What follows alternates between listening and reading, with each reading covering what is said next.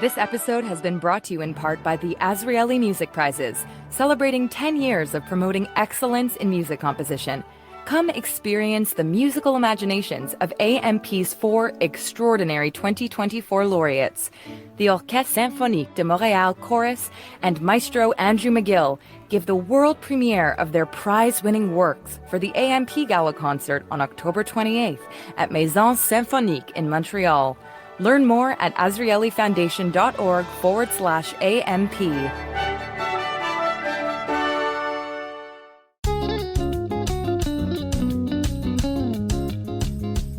Sheila Kussner, a teenage Montreal cancer survivor who revolutionized cancer support for patients in Quebec and became a fundraiser like no other. Irving Liebgott, a Holocaust survivor who came to Montreal after the war as part of the Tailor Project. Morley Rosenberg, a former mayor in Kitchener who remained in politics well into his 8th decade. Faye David, the co-owner of a beloved Cape Breton delicatessen, and Frieda Johles Forman, a feminist academic who brought Yiddish women authors to the world, including Canadian poet and novelist Chava Rosenfarb.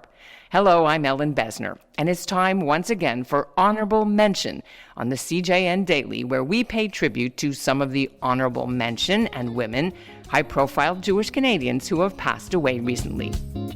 Welcome to the CJN Daily for Wednesday, October 23rd, 2024. We're a podcast of the Canadian Jewish News and made possible in part thanks to the generous support of the Ira Gluskin and Maxine Granovsky-Gluskin Charitable Foundation.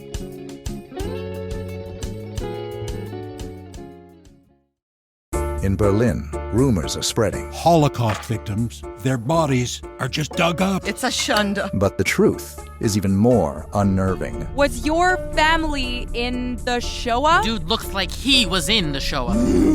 As the world panics, This is some ritual, bringing the dead back to life. No. You said this wasn't illegal. It isn't, I don't think. one woman seeks the truth. These are questions you can't answer. And you're too afraid to even ask them. Justice, a Holocaust zombie story. An original audio drama from the CJN in association with the Ashkenaz Foundation. Listen now at the cjn.ca/zombies or wherever you get your podcasts.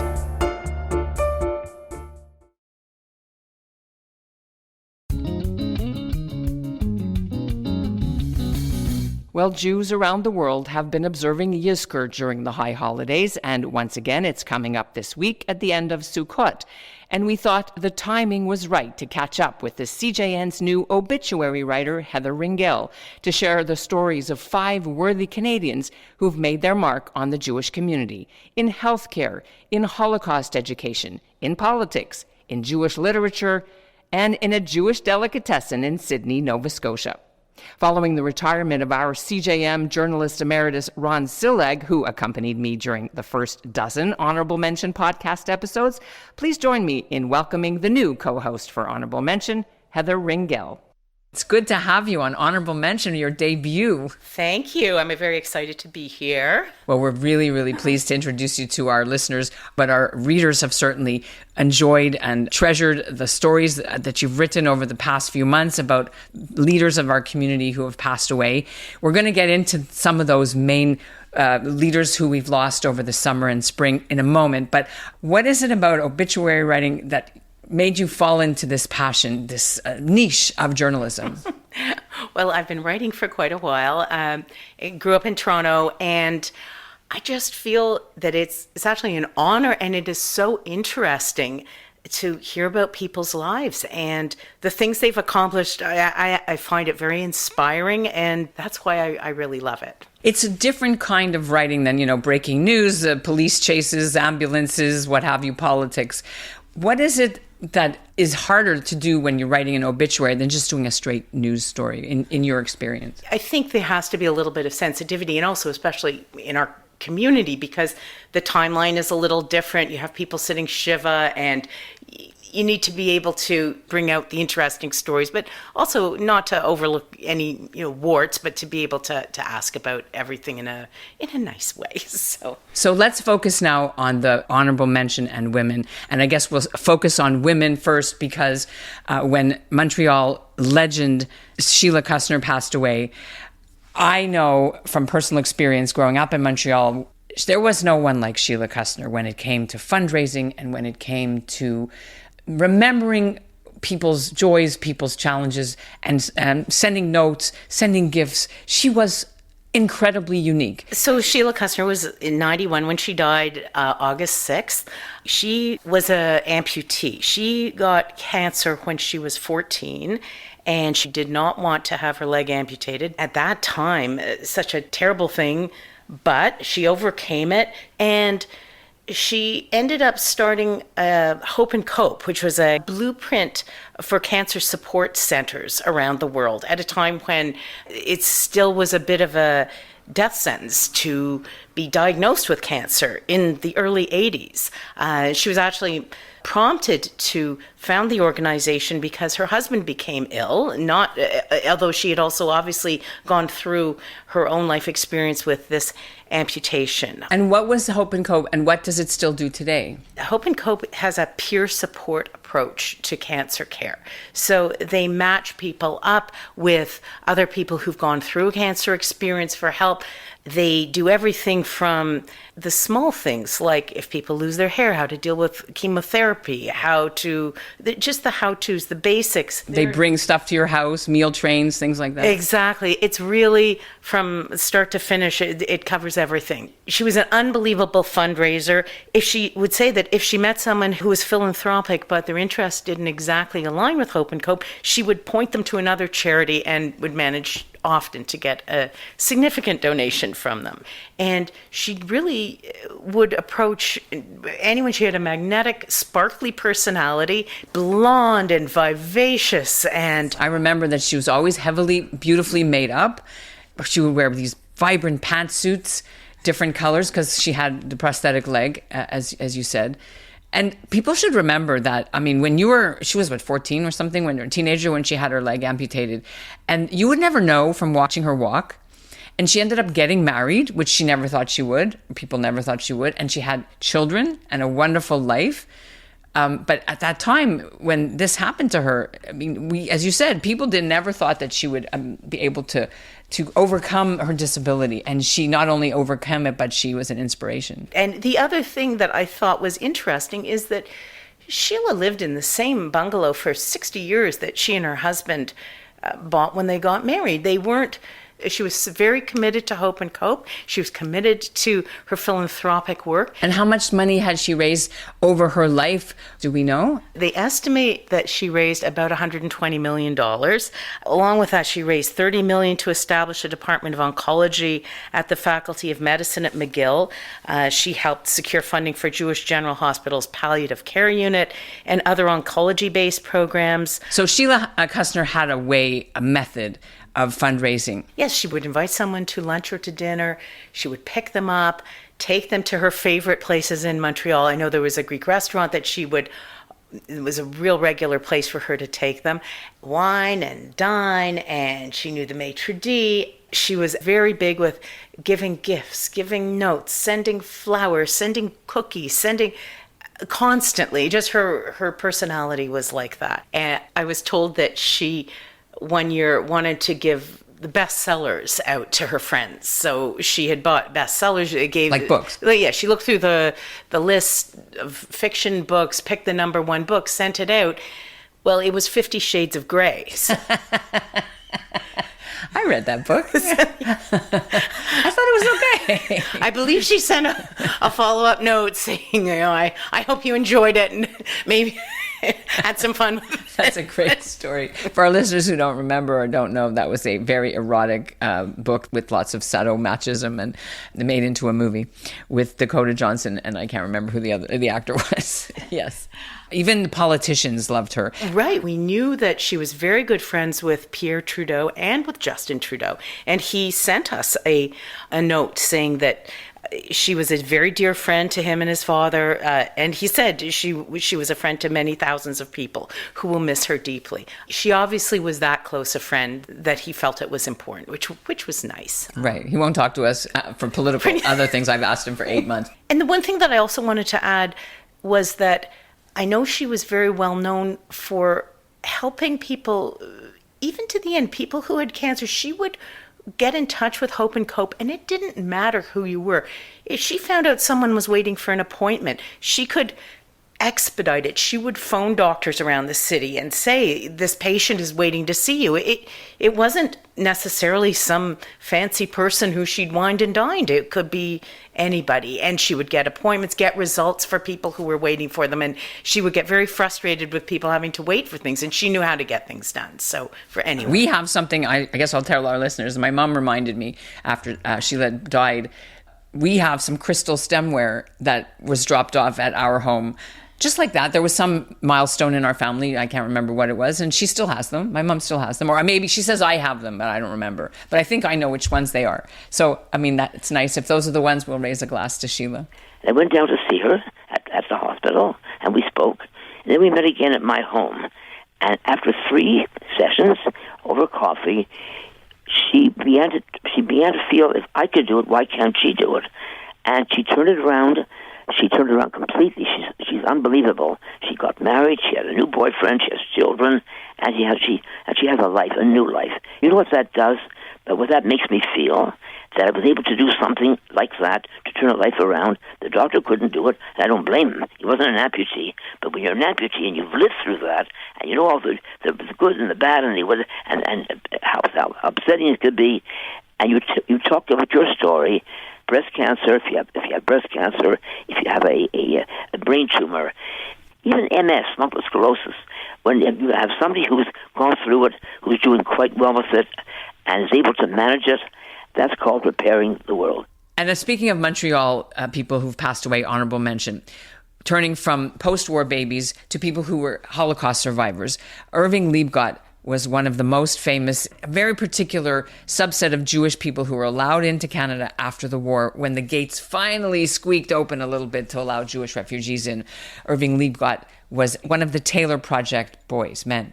So tell us when he died and a little bit about Irving Liebgott. Irving died June 28th. He was 100. He, as you said, he was a Holocaust survivor, and according to Paula Draper, who co-wrote a book on the Tailor Project, he was one of the last, if not the last, living Canadian who came here through the Tailor Project. He was born in Plock, Poland. His father was a tailor and owned a small business that made off-the-rack suits. His uncles were tailors. He was determined not to be a tailor. But when war broke out, the tailors were sent to a nearby factory to make and to repair German uniforms. In one of the towns, the Nazis asked anyone who had worked in a factory at all to step forward. His father, Avraham, was convinced that this could be a good opportunity for his son. He pushed him forward. Irving was sent to a munitions factory, and unfortunately, it was the last time he saw his parents. He ended up in Dachau and was liberated on April 30th. He ended up in a small town in Poland for 3 years, and they were trying to get papers to leave Europe and to move to Israel, to Canada, or to the United States. And then they heard about the Tailor Project. This was in the era of the none is too many. So Canada needed laborers. They just didn't want Jews. They were bringing in large numbers of refugees from DP camps in Europe to do manual labor, to work in forestry, in mining, in farming. Unfortunately, not areas where Jewish refugees were particularly skilled. The Jewish community, particularly specifically in Montreal, looked at this and said, let's approach the government with something that will bring in a lot of Jews. There were so many Jews in the garment industry in Montreal and Toronto that the community approached Jewish-owned garment manufacturers who were willing to cooperate. The Canadian Jewish Congress and the Jewish Labor Committee came up with the Tailor Project, and that's where Irving Liebgott, he came here. His son, Jeffrey, said from the stories he'd heard that, especially in Montreal, the Jewish community had come over before the war and spent years trying to assimilate, be accepted. And all of a sudden, there were these newcomers with accents, their customs. It was almost an embarrassment. Irving felt the community didn't particularly welcome them with open arms. He came to Montreal on a Friday and already on the Monday started work in a men's clothing factory. He was making $25 a week, and he saved to bring his sister Sonia, her husband, and their baby to Canada. Then how did he become sort of the poster person, a representative for the Tailor Project in later life? Well, in, I believe, 2020, this book was published, and they interviewed different people who had come over, and Irving was one of them, and he was well-spoken and colorful. And I'm going to play a clip from an interview that was done on their website of Irving Liebgott. My father was a tailor, all his brothers were a tailor. I told my father, I don't want to be a tailor. When the war broke out, I had no choice. I knew how to sew and make uniforms, so I wasn't starving. I was just lucky. Just luck. When I came to Canada, off the boat, I didn't have anything, not one penny. And I met a nice girl. I was making a living, had a nice family. I bought a little duplex, and till I retired, I'm okay. Bye, love you too, bye. And in the past couple of weeks, we've come to know about several other prominent Canadian honourable mention who've passed away that you didn't have a chance to write about, especially one, the mayor of Kitchener, Morley Rosenberg, 87 years old, died in Toronto in May. But tell us about how unusual it is for Kitchener, speaking of Holocaust and Nazi war criminals, to have a Jewish mayor. It was very unusual. We're also talking a fair while ago. He was mayor of Kitchener between 1977 and 1982. He served 3 terms there. He was from Hamilton originally, but ended up going to Osgoode, getting a law degree, and then came back to do his articling in Kitchener. When he was 26, he ran to be provincial NDP candidate. He wasn't elected, but once he started his solo law practice, he then started running for provincial and federal elections. Again, he wasn't elected, but he served 9 years as an alderman on Kitchener City Council before he was elected mayor of Kitchener. He was an environmentalist. He was defeated in terms of trying to save Kitchener City Hall and Kitchener Farmers Market. They wanted to demolish it, which they ended up doing. I believe the bell tower still exists for the City Hall. But he then partnered with the Mennonite communities to start the St. Jacob's Farmers Market, which, as you know, is extremely popular, and it's great. People go there for day trips. He also started the first recycling program in Canada in Kitchener, and he went to the Supreme Court to prevent a traffic bridge being built over the Elora Gorge. So that was a big environmental win for him. Well, you said he ran for the NDP, so that gave us a little bit of a hint that he was progressive, lefty. Yes. And he also founded Temple Shalom in Kitchener. And there was a little bit of scandal with Morley Rosenberg. He was persuaded to run as a PC candidate in the 81 provincial election. The riding had been represented by Liberals, but Premier Davis was very popular. And he did give the PCs one condition. That would be if he lost, Davis would appoint him to the bench, so he'd have a soft landing. As a judge? As a judge. The election went well, but he didn't win the seat. And a year went by, and the judicial appointment didn't come through, so he wrote Davis a letter asking about it, which ended up getting leaked, which was a little bit of a scandal. And he didn't get his judicial appointment, but he was appointed to the OMB. He moved to Toronto in the 80s and served on the Ontario Municipal Board for about 20 years. And in 2018, he was already 81. He'd had cancer, Parkinson's, and he ran for Toronto City Council. And he didn't win, but he was very beloved in the East York and Beaches community. Hi, I'm Morley Rosenberg, and I'm running in Ward 19. I hope I have your support. I just want to tell you that I have a little bit of background in this area of municipal politics. I was the mayor of Kitchener for 6 years. I was a councillor for 9 years. I was on the Ontario Municipal Board for 20 years. So I have about 35 years of experience in municipal politics. Sounds like quite the character. Speaking of characters, we have to talk about a woman from the Cape Breton area of Nova Scotia. Her real name was Faye David nee Allen, but everyone called her Tootsie. Tootsie. The Allen family comes from Cape Breton.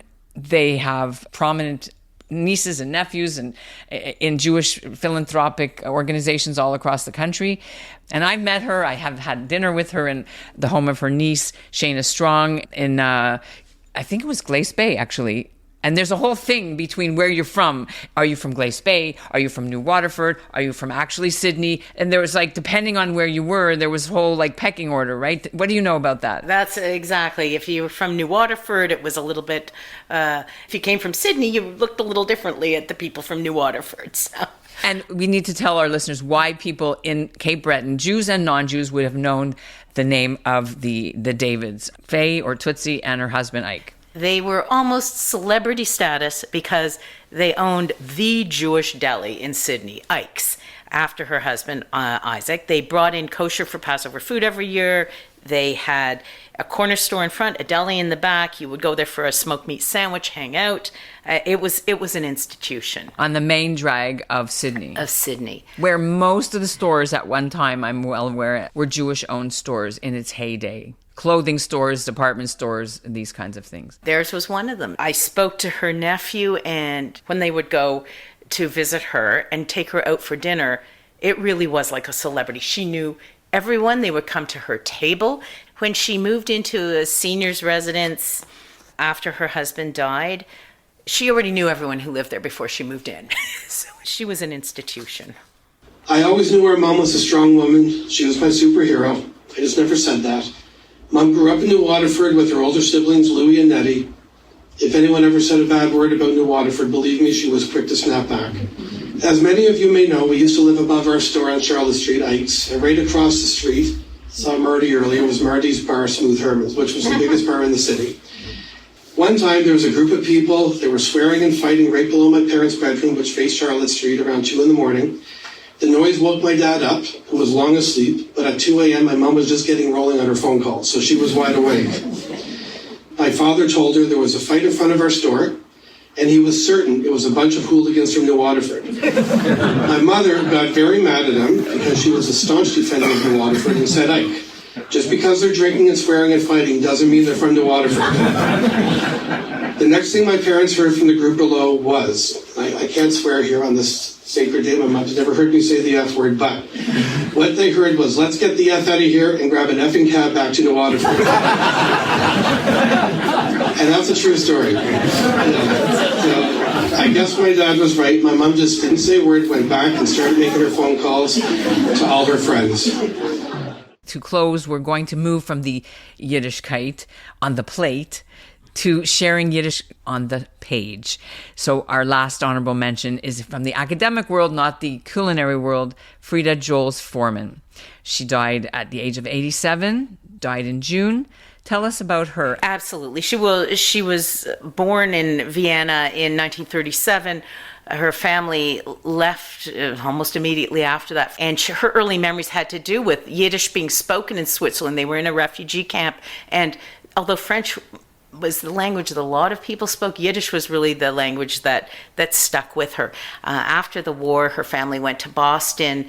She came to Toronto in the 60s and began teaching. She was a feminist. She began teaching at OCAD and OISE. And she decided to take a year off. She studied Yiddish at Oxford. And the thought came to her that there were no books of female Yiddish writers that had been translated into English. So she came back to Toronto. She put together a group that was going to look into Yiddish women writers. They were trying to figure out where to find original published Yiddish stories, and one of the women said she'd seen a lot of these books at Baycrest. A lot of the people who lived there had original manuscripts, so they went to Baycrest. That's Baycrest is a geriatric hospital, the main geriatric hospital in Toronto. Right. They translated a number of these stories and also brought to light a couple of Canadian women like Chava Rosenfarb and Miriam Waddington, who had written in Yiddish but were Winnipeg from around Canada. Yeah, Chava Rosenfarb is very, very famous. Is that because of her translating? One of the reasons, yes. The book was called Found Treasures. It was published in 1994, and previously Yiddish women writers were dismissed as being unimportant. They were kind of lightweight. They wrote poetry, but the stories really put women's narratives first and shed light on life in Europe back to the turn of the last century through the eyes of women. So she taught the first women's studies course at OCAD. She founded an interdisciplinary feminist art conference there in 1971. And really it was a huge contribution to discover these female Yiddish writers and bring them to light for everybody. Circumstances were such that I was able to, interestingly enough, to retrieve the Yiddish. There's a bus route in Toronto, Bathurst, and if you went, for half an hour, 40 minutes, you passed through all the Jewish neighborhoods, and there were a lot of survivors in Toronto, and they spoke Yiddish. So I would ride on this bus and hear Yiddish, and I longed for it. I used to sometimes just take the bus so I could hear Yiddish. And I told my daughter, and I was just speaking to her, I was saying, I really love Yiddish. My parents are gone. I can't speak to anybody in Yiddish. And I had just done a book on women in time. So my daughter, bless her heart, said, take your own time now. I went to Oxford, and it changed my whole life. It changed every direction. My idea was to translate, because otherwise this material language it disappears. I mean, how many people are going to start studying Yiddish and going and searching out Yiddish women writers? And this time I'm thinking as a feminist. I was a very strong feminist. I mean, as a verbrannte Feministke, I wouldn't have done this for just some male writer who had needed to be discovered. I mean, I'm glad that somebody else discovered him, but for me it was it was urgent that it be women, because they were totally denied access to translation. And some of them said, well, why just women? Isn't that narrow? And I said, well, first of all, when you had just men, you didn't think that was narrow at all. So why would it be narrow? And I said, there are no locks on the doors. If you think it's provincial or narrow or kleinstädtelig, then, you don't have to start. I will only work on women writers. And so some left and they never came back, and other states. I know our listeners will remember Ruth Weiss in Montreal, who's an academic and then at Harvard, and she did this for male Yiddish writers. But we often don't get the women's side of the story because it's the same thing, men write history. And so it's really wonderful that we're including her in our honorable mention of trailblazers. We have Tootsie and we have Sheila. And now we're ending off on Faye. So we pay tribute to all these honorable mention and women. It's been fascinating to hear about them. Thank you so much for bringing them to our audience in such an amazing and in-depth way. Thank you. We'll put the links in our show notes for Heather's obituaries of the people we've spoken to. Thanks again for joining us on the CJN Daily.